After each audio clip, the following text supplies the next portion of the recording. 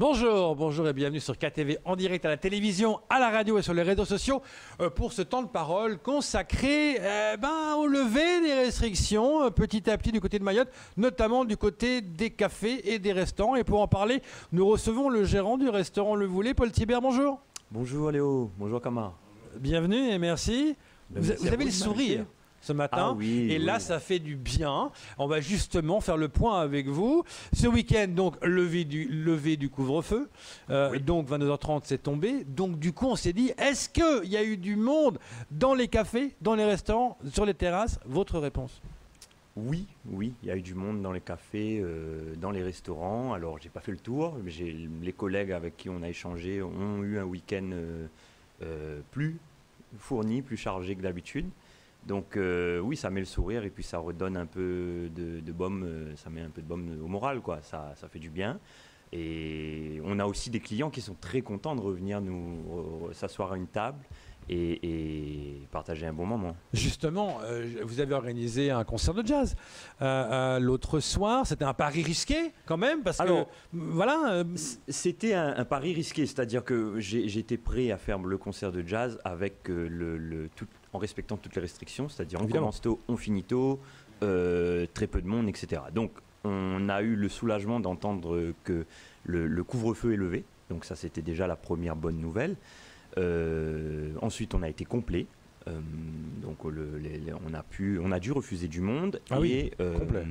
Oui. Parce qu'on a une jauge réduite. Évidemment, une jauge réduite, mais quand même, c'est complet. Voilà. Alors qu'on se souvient des soirs, on était dans votre restaurant, il n'y avait personne, un vendredi ou un samedi, il y avait peu de monde, et là, complet. Bah oui, malheureusement, puisqu'on a dû arrêter un peu les animations qu'on faisait, tout le programme qu'on avait commencé, un peu musique, culture. Donc là, on a quand même espoir. On va pouvoir recommencer à programmer des artistes, mais toujours sur la formule où on reste assis, parce que le protocole ne change pas pour nous. Hein, on est encore mais là, vous avez senti vos clients respirer quelque part? Clairement, oui. Les gens, ils en avaient un peu marre de rester chez eux, avoir rien à faire, quoi. Donc on propose quelque chose. Même les musiciens, les artistes, ils ont envie de jouer, ils ont envie de se produire. Ils ont suffisamment répété les gammes à la maison et ils auraient plus qu'envie de venir jouer là. Donc là, les scènes, oui, on attend un peu ça aussi, bien sûr.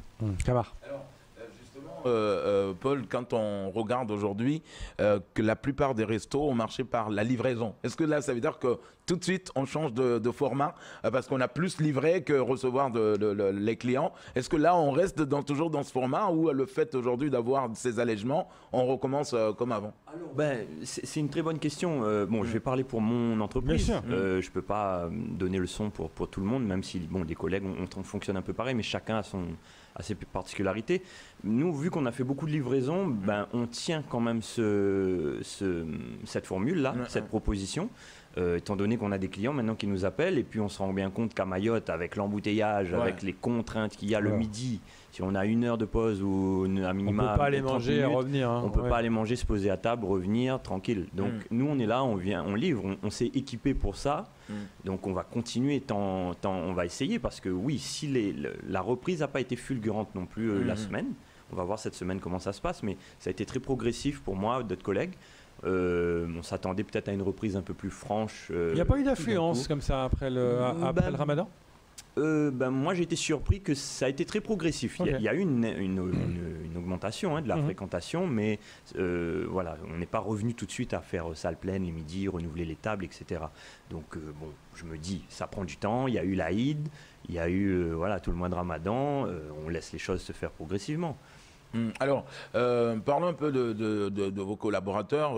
Paul, beaucoup de restaurateurs, notamment Lumi, que nous recevions souvent ici pendant la crise, nous disaient certains patrons avaient peur de peut-être se séparer de leurs collaborateurs parce qu'ils ne savaient plus où mettre, comment ça allait se passer, surtout pour plus tard. Est-ce que quand même, vous avez, de votre côté, vous avez quand même réussi quand même à garder vos collaborateurs, toujours à continuer à travailler j'ai tout fait pour essayer d'utiliser les dispositifs en place pour maintenir les postes, c'est sûr. Mais il n'y avait pas de travail, donc il y en a qui sont restés plus à la maison, et il y en a aussi j'ai pas pu tous les garder. Il y en a qui sont partis malheureusement. Mais c'est sûr que je peux pas donner, enfin j'ai pas l'ultime vérité pour tous les restaurateurs, Ouais, mais bien sûr. on était dans une période où, oui, beaucoup de notre activité, il fallait repenser l'activité, etc. Donc, que ce soit en termes de compétences ou en termes de disponibilité, il fallait gérer tout ça. Donc, moi, je suis content. J'ai quand même là l'équipe, mon noyau de base reste le même. Je salue tous mes collaborateurs d'ailleurs. Et on peut commencer à travailler comme c'était avant. Est-ce qu'on peut dire justement que ce week-end, c'était un retour à la vie d'avant ? C'était le goût qu'on a eu, ouais. C'était le sentiment qu'on a eu et ça nous a même fait bizarre parce que ça faisait longtemps qu'on n'était pas débordés. Ah oui, ça a fait, voilà, mais ça c'est une bonne nouvelle. Enfin, on vous dit voilà, enfin on est reparti après des mois et des mois de disette, quoi. Je veux dire, Oui. C'était quand même pas évident à tenir. Hein. Non, c'était pas évident, c'est ennuyeux, ça pèse sur le moral.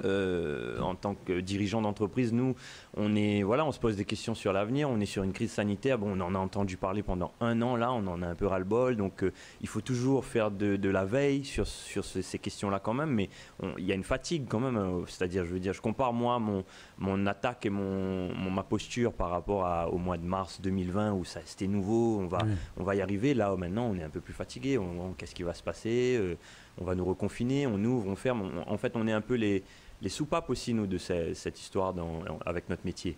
Demain, si à Mayotte, après les vacances, on espère que tout aille bien et que tout reprenne normalement, mais on ne saura jamais s'il y a une énième vague ou quoi. Donc, on ne souhaite pas, hein, mais voilà, on doit travailler avec ça et c'est pas évident pour le moral. Mais sachant qu'il y a eu des aides gouvernementales, et on le dit depuis le début, qu'à un moment donné, il va falloir rembourser, on le dit, mais on n'a jamais parlé clairement. Aujourd'hui, ça rouvre, vous redémarrez, donc les aides vont gentiment s'arrêter, et vous allez devoir rembourser.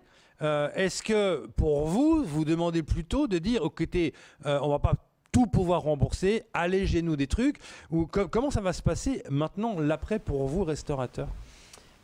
C'est ça, l'après va dépendre de l'activité, donc il faut qu'on soit sûr que ça reprenne correctement, donc pour garantir un chiffre d'affaires, donc c'est la première chose, donc il faut être capable de se projeter, et ensuite sur les dettes que les entreprises ont cumulées, oui, on ne pourra pas tout rembourser d'un coup, on parle de prolonger donc, le PGE, etc. Bon, je pense que mes collègues de l'UMI sont plus calés, en tout cas. Oui, ils essaient d'avoir des délais, mais certains disent que côté des charges sociales, il faudrait les supprimer. Voilà, oui, c'est sûr qu'on ne travaille pas. On a du monde qui travaille pas. C'est compliqué de payer les charges sociales. Bon, il y a eu des dispositifs qui allègent et tout ça, un petit peu, mais c'est pas suffisant. On a encore beaucoup à payer. Alors justement, quand on a été obligé d'annuler certains rendez-vous dans l'année que vous aviez l'habitude d'avoir, notamment on pense à la Saint-Valentin, des petites... Là, c'est vrai qu'on va plutôt vers les vacances d'été, donc les grands rendez-vous sont presque passés déjà dans l'année.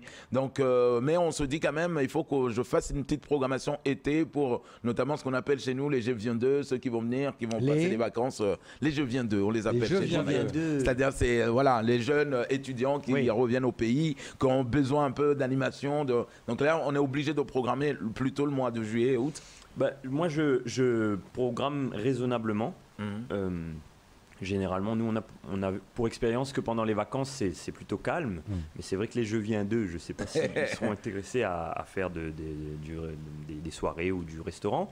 Mais moi, je me concentre surtout sur la rentrée. Hein. Je me dis que voilà, on est quand même dans les restrictions, donc on n'a pas encore toutes les libertés. Et vous avez double peine. Parce que je dirais, vous avez les restrictions, mais d'un côté, vous êtes dans un quartier assez difficile.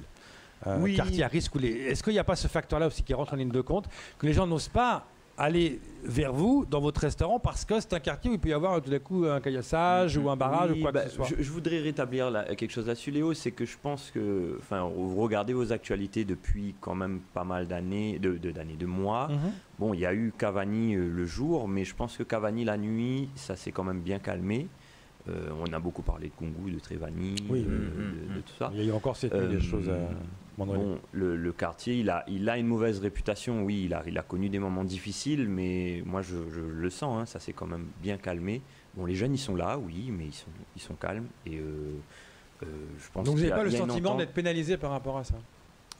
Si, un peu quand même, puisque bon, on voit que on parlait de politique de la ville, etc., qu'il y a il y a encore un aménagement ou des choses qui manquent pour qu'on puisse occuper ces jeunes et que on cohabite tranquillement, tout le monde puisse se sentir en sécurité. C'est sûr que je pense que les gens, ils n'osent pas encore venir garer leur voiture là, même s'il n'y a plus de raison d'être inquiet. On a un bâtiment qui est surveillé maintenant et tout ça, donc c'est sûr que c'est encore peut-être un peu pénalisant, oui.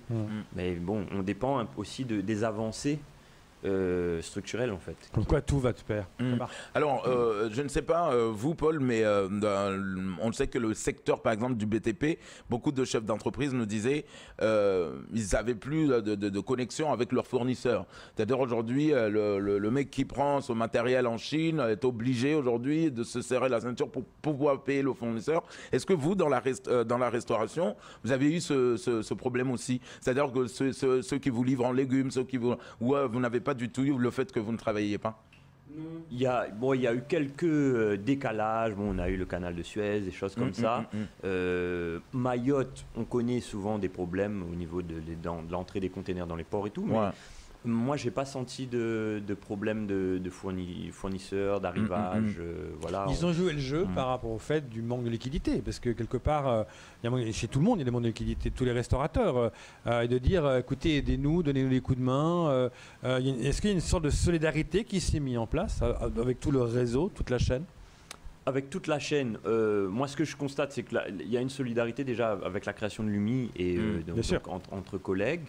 On se passe des informations, des bons procédés. On a un canal d'information qui est très, très performant. Et avec les fournisseurs, oui, il y a une entente. Moi, en fait, j'ai pu continuer à travailler dans des dispositions correctes pour le fournisseur, aussi bien pour le fournisseur que pour moi, quoi. On ne se met pas en difficulté. Et on peut continuer à travailler correctement. Oui. Alors en France, on a vu l'explosion de Uber Eats, de Deliveroo. La livraison a explosé et ça continue encore aujourd'hui. D'ailleurs, un des chefs d'entreprise, Nabab, si je me rappelle, avec Charles-Henri Mandala qui était venu, il nous disait, je suis passé de 4 livreurs à 11 livreurs. Oui, il a augmenté, donc les petits livreurs indépendants, comme on les appelle. Donc est-ce que finalement c'est la formule de demain ? Avec les embouteillages qui ne s'arrangent pas. Moi j'y crois et je pense que les gens devraient s'intéresser à ça. Ceux qui ont soit des réticences ou quoi, franchement, on a des méthodes de paiement sécurisées, on a des plateformes de commande il y a différentes plateformes qui se sont mises en place et c'est assez efficace. Mayotte c'est petit, en moto ça va assez vite. Et je pense que c'est le mode de. Il y a eu ce changement d'habitude à Paris pour la métropole, et même de grands restaurateurs, s'ils sont mis de grands renommés étoilés Michelin, ont fait une section livraison et vont continuer. Certains, Etchebest, ça l'énerve, mais voilà, c'est de se réinventer. Est-ce qu'on peut dire que la restauration s'est réinventée? Moi, je sais pas, étant donné qu'on fait pas vraiment de gastronomie, moi mais par rapport à la livraison, par rapport à la gestion d'un restaurant. On s'est réadapté, mais ça n'empêche qu'on reste quand même un restaurant. La meilleure expérience qu'on puisse offrir, c'est à table. Oui. Le plaisir d'aller au restaurant, de s'asseoir et d'écouter de la musique et de boire un verre, un cocktail dans un plat présenté. Une barquette, ça reste une barquette. Dans la télé, c'est dans les virages avec la moto, c'est pas garanti que ça arrive comme. En tout cas, c'est bien. On voit avec le sourire, c'est important. Les gens reviennent et on espère que ça va vraiment bien redémarrer. Et puis gentiment, les jauges vont augmenter. On rappelle que c'est pas plus de combien de personnes à table? 10, 6? Pas plus de 6 personnes à table. Ça bouge pas. Donc nos tables sont espacées d'1 mètre. On a des jauges donc pour la salle pleine.